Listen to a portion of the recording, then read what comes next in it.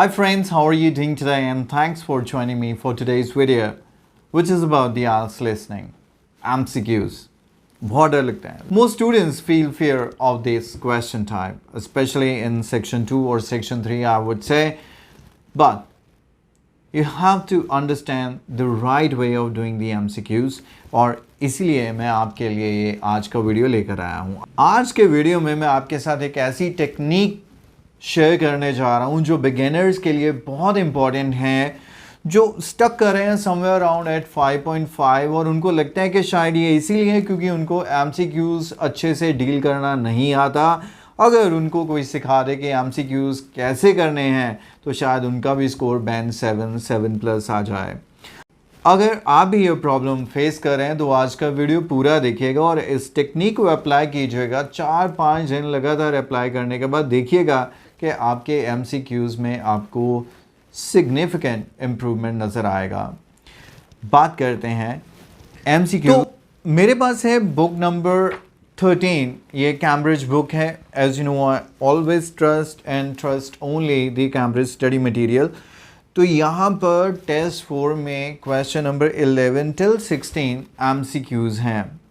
आइए, इससे पहले मैं आपको कुछ भी बताऊं, मैं आपके लिए प्ले कर रहा हूं सिर्फ एक क्वेश्चन नंबर 11. आपके सामने क्वेश्चन आपको नज़र आ रहा है. Any recommends that when cross country skiing the visitor should. Skiing शायद आप समझते हैं एक एडवेंचरस एक्टिविटी है जो लोग स्लोप्स पर स्की करते हैं स्नो पर. तो यहाँ पर क्रॉस कंट्री स्कीइंग करना है. तो एनी शायद एक स्पीकर है, एक स्नो सेंटर पे है, वो रिकमेंड करी है विजिटर शुड कि उनको क्या करना चाहिए. 3 ऑप्शंस हैं. आप में से आधे तो ऑप्शंस को पढ़ते भी नहीं हैं. जिस टाइम पर टाइम आता है कि you have the read question from 11 to 16, एक दूसरे की तरफ देख रहे होते हैं, पेंसिल को शार्पन करने होते हैं या कुछ और एक्टिविटी कर रहे होते हैं रादर देन रीडिंग इट. जो रीड नहीं करेगा उसका कभी भी करेक्ट आंसर नहीं आएगा. आइए मैं आपको पढ़ा देता हूँ फटाफट से तीनों option. Get away from the regular trails. Stop to enjoy views of the scenery. Go at a slow speed at the beginning. आपके लिए ऑडियो अभी स्टार्ट हो रहा है और आप देखिए आप क्या आंसर लगाएंगे, A, B या C. Hi everyone, welcome to the Snow Centre. My name's Annie. I hope you enjoyed the bus trip from the airport. We've certainly got plenty of snow today. Well, you've come to New Zealand's premier snow and ski centre, and we've a whole load of activities for you during your week here. Most visitors come here for the cross-country skiing, where you're on fairly flat ground for most of the time, rather than going down steep mountainsides. There are marked trails, but you can also leave these and go off on your own, and that's an experience not to be missed.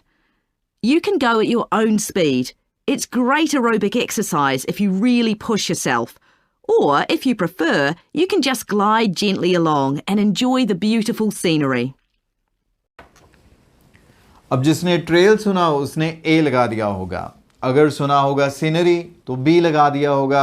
और जिसको सुना होगा शायद speed तो उसने C लगाया होगा. ऐसे एक वर्ड को सुनने से कभी भी आपका आंसर करेक्ट. तो आइए मैं बताता हूं कि आपको एग्जैक्टली करना क्या है if you want to improve your score in MCQ.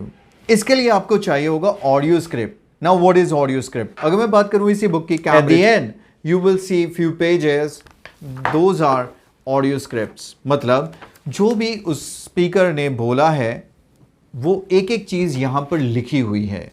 अब अपनी एक नई प्रैक्टिस डेवलप कीजिए. अब बजाय के आप क्वेश्चन और आंसर को देखें, आप क्या कीजिए, अभी दोबारा मैं आपके लिए ऑडियो प्ले करूंगा. इस बार मैं आपको ट्रांसक्रिप्ट दिखाऊंगा, आपको क्वेश्चंस दिखाऊंगा ही नहीं. आप ट्रांसक्रिप्ट को देखिए, अच्छे से समझिए और उसके बाद अपना आंसर लगाइए. You will C a great difference between the two. क्योंकि पहले आप एक वर्ड स्पेसिफिक होकर सुन रहे थे और जैसे ही आपको वर्ड वो सुन रहा था आप आंसर लगा देते थे.